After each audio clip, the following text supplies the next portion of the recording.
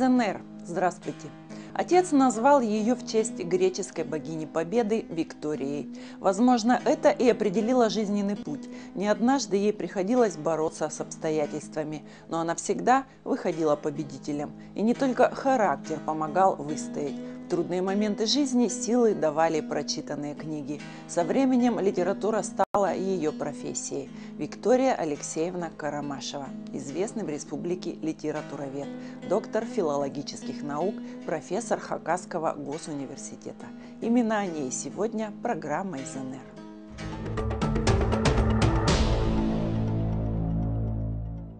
Русский эпос былинный, он гораздо позднее.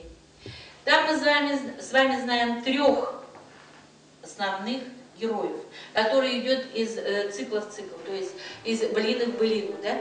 Преподаватель Хакасского госуниверситета Виктория Алексеевна Карамашева читает студентам филфака лекцию о литературе народов Севера. Ее монолог изобилует историческими примерами и фольклорными подробностями. Все это эмоционально окрашено личным отношением лектора к информации. Именно такие преподаватели запоминаются студентам. А за 3 десятилетия работы в вузе учеников у Карамашевой наберется не 1000. Среди них и ее аспирантки, те, кого впоследствии литературовед вывела в большую науку.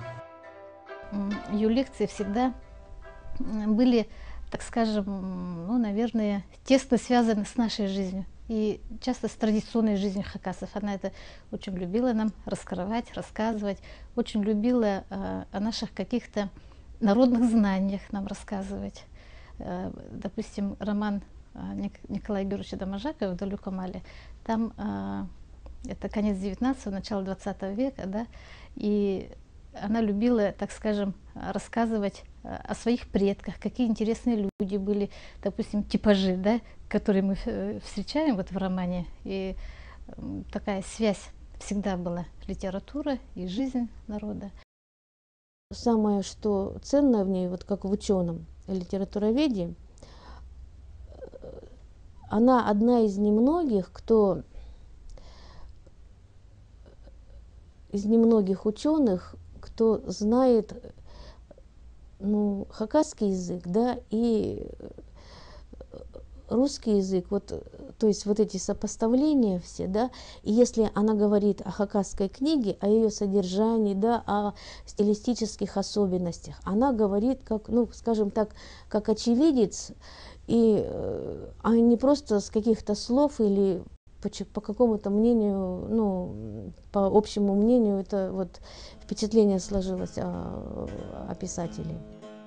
Литературоведение изучает литературу как явление человеческой культуры и обращено к личности автора, его мнению и биографии. В этом смысле Карамашевой, крупнейшему эксперту по хакасской литературе, можно доверять, ведь многих писателей она знала лично, в том числе и упомянутого уже Николая Домажакова, с которым дружил отец Виктории. Решающее слово знаменитого прозаика, и в 1975-м Вика поступает учиться на филфак Абаканского пединститута.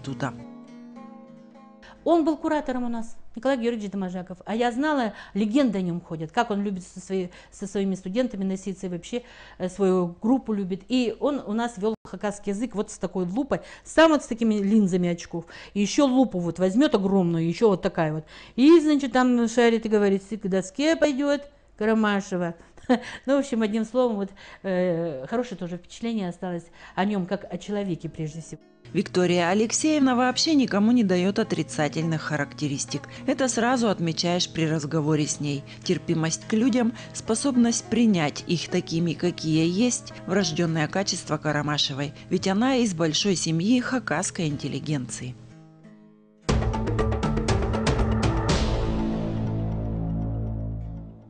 Вика Карамашева родилась в сентябре 1956 в деревне Верхней Сиры.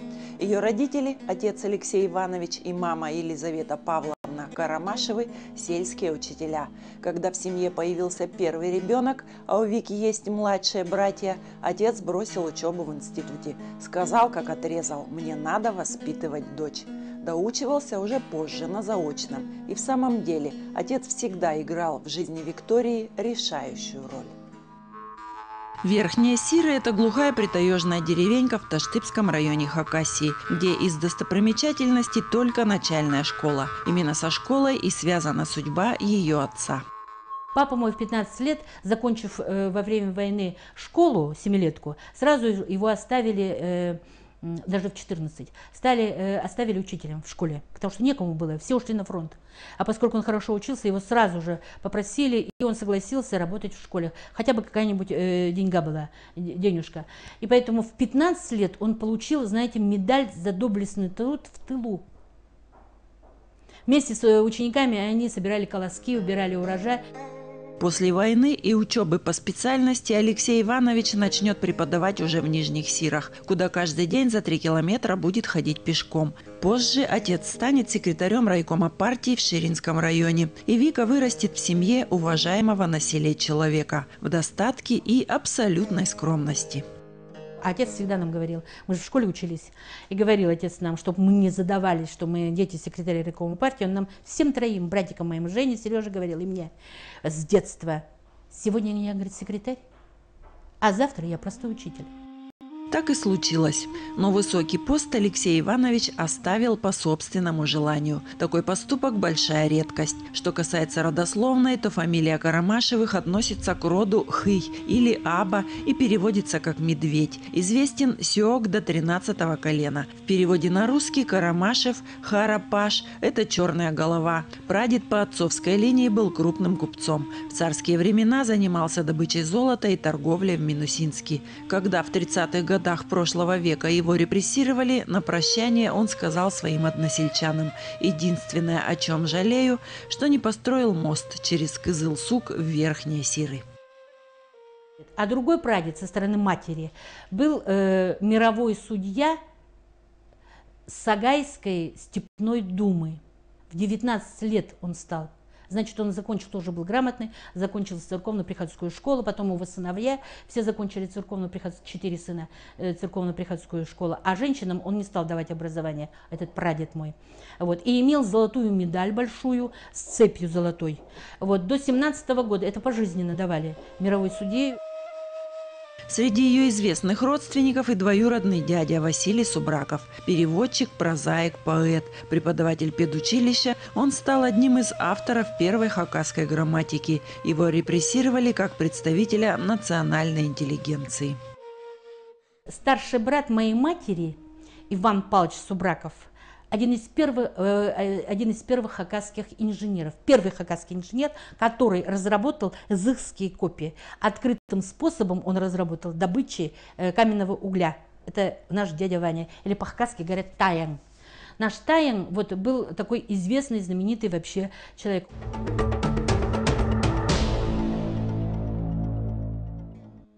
А вот ее бабушку знаменитой сделает известный хакасский художник Михаил Бурнаков.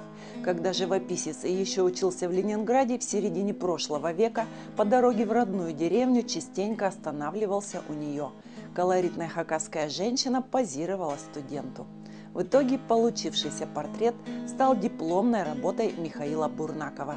Сегодня эта картина хранится в Хакасском национальном краеведческом музее и украшает каталог мирового художественного искусства.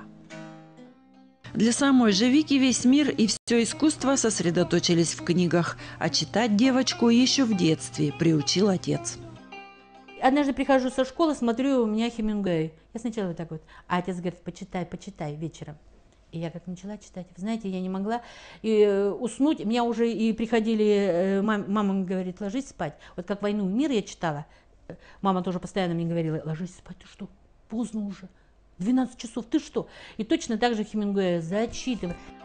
Позже уже в Абакане Виктория и сама пробует писать. В 1976 году, будучи студенткой-второкурсницей, она активно посещает занятия литературного объединения «Утренняя звезда», которым руководил знаменитый писатель и драматург Михаил Еремеевич Кильчичаков. Это объединение стало родиной многих утренних звезд хакасской национальной литературы. Там сделала свои первые переводы и Вика Карамашева. А вскоре, не окончив пединститут, она уехала в Москву, в Литинститут имени Горького на отделение художественного перевода. Благословил девушку сам Кильчичаков.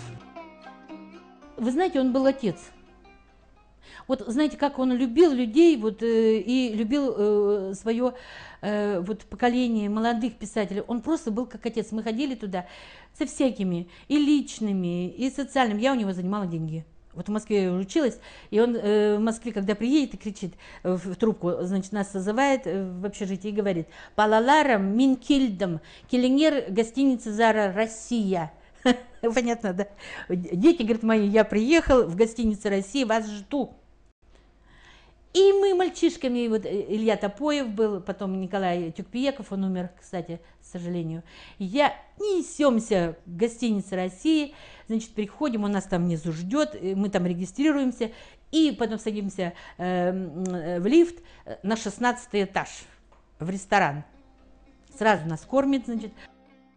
К этому же периоду относится и знакомство Карамашевой с поэтессой Натальей Ахпашевой. В момент их первой встречи в стенах Литинститута Виктория уже пережила драму, которая в 23 года привела ее к инвалидности. Это случилось летом, после 3-го курса, когда девушка в составе студенческого отряда подрабатывала проводником. В 80-м году, буквально в день смерти Высоцкого, я попала под поезд. Я вообще с 2 ногами попала под поезд. Одну вытащила, когда отрезала первую ногу, вторую мгновенно реакция была, вытащила. Вот. Чуть не погибла, одним словом. Она вот к своему вот этому физическому недостатку, да, так легко относилась, то есть она про него вообще не вспоминала и никому не рассказывала. И мне со стороны это было вообще незаметно. Вот. И я вот про себя отметила, что это такой, человек удивительный, да, и вот прошедший определенные испытания, что он может себя уважать, да, и что люди посторонние, да, должны относиться к нему с большим уважением.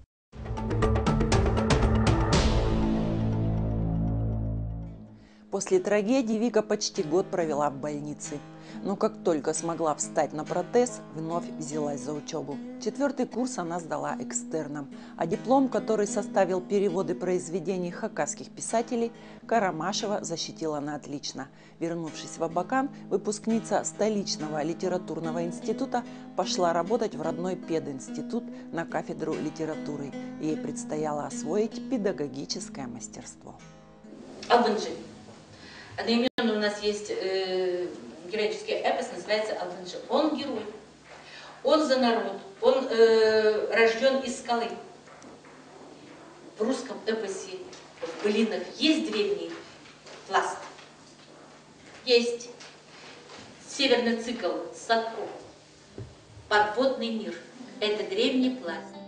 Уже 3 десятилетия Виктория Алексеевна ведет русскую литературу, начиная с древнерусской, литературу Хакасии и народов России. Приходилось читать студентам и зарубежку, но ее любимая грузинская литература – Григол Абашидзе и Надар Думбадзе. Ее приводят в восхищение Чингис Айтматов и Виктор Астафьев, а она вызывает уважение у своих учеников и аспирантов.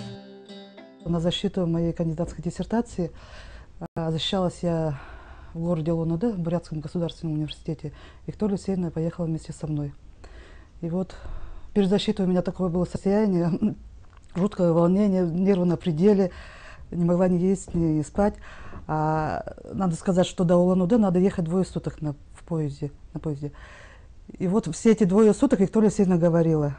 Она много так интересно и эмоционально рассказывала об истории Хакасии, причем с древнейших времен, о хакасских писателях, многих которых она знала лично и знает лично, и о проблемах хакасской литературы, что все мои волнения куда-то улетучились, и просто не было времени переживать о защите.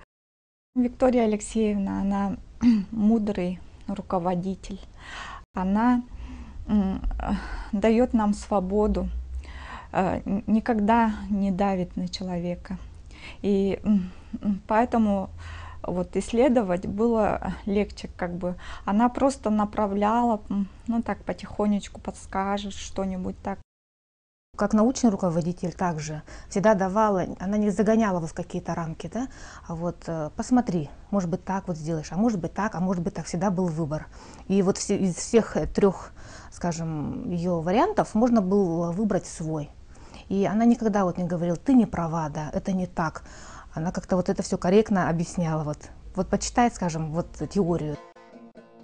Теория, сотворенная Карамашевой, это ее научные труды и книги. Творчество хакасских писателей в школах республики – настольная книга. А монография становления хакасской прозы никогда не потеряет актуальность для студентов филфака. Самое главное в работе литературоведа – проанализировать труды писателя в контексте истории, его биографии и мирового литературного процесса. В хакасской литературе, вы знаете, она настолько маленькая, и настолько мало там имен, вот, но она внесла тоже свою лепту, потому что хакасский писатель, начиная с 20-х годов, начиная с рассказов, начиная с стихотворений, с песок агиток, я говорю о 3 жанрах, все 3 жанра в особенность хакасской литературы, все 3 жанра появились одновременно. А потом каждый писатель хакасский внес в свое произведение хакасский быт. Вот сейчас описание юрты, то есть у нас просто юрта по старинке, вот старой юрты и ее интерьер нету. Но и Доможаков описывает, в частности Доможаков, описывает в «Далеком Але», в романе своем, интерьер вот этой старой хакасской патриархальной юрты. Яркие детские воспоминания о такой юрте есть и у самой Карамашевой. В жилище хозяйничала мать ее родного дяди. Заходишь в эту юрту, она пахнет айраном, кислым молоком, пахнет кожей, шкурами, едой. Вы знаете, и большая вот эта дыра, и закопченное все кругом. По эту сторону все мужское, имеется в виду, канаве, конские всякие эти самые сбруи, ну все. А здесь все женское. А посередине стоит треножники, и там казанок маленький, и всегда суп. И она чуть-чуть подожжет вот этот костерок, и этот суп тут же греется, и чая наставит этот чайник, и вот этот казанок, и пожалуйста, мы все сыты, дети. Сегодня в доме доктора наук, почетного профессора Тувинского госуниверситета Виктории Алексеевны Карамашевой хозяйничает ее супруг, ученый-лингвист Алексей Михайлович Коняшкин. Деньги в руках у него, базар его, варит он, стирает тоже он. Они познакомились в Москве во время учебы. Эта встреча изменила обоих, что было заметно даже для окружающих. Иду я по общежитию, а там такой длинный-длинный коридор. Вот, не помню, куда шла, зачем шла, да, и навстречу идет девушка, такая легкая, такая изящная. И уже собралась идти мимо, и она меня кликает, я смотрю, просто изумилась. Виктория Алексеевна, Вика, говорю, что с тобой случилось? И оказалось, что случилась у ней большая любовь. Ну и вот я видела, как эта любовь, да, вот как она внешне человека изменила вообще до неузнаваемости. Сегодня у супругов подрастает сын. Саше 16, он учится в школе. Александр в постоянном противостоянии со своими учеными родителями. Ничего не поделаешь, подростковый период, вздыхает Карамашева, но ничуть не унывает. Такой человек открытый, позитивный и идущий вперед, вот можно так сказать. Вот этому можно у нее поучиться, конечно. Как бы ни тяжело ни было, она всегда говорила, найдется выход. Находясь вот рядом с ней, думаю, что никаких вот неразрешимых вопросов не бывает, что из любой безвыходной ситуации можно найти выход.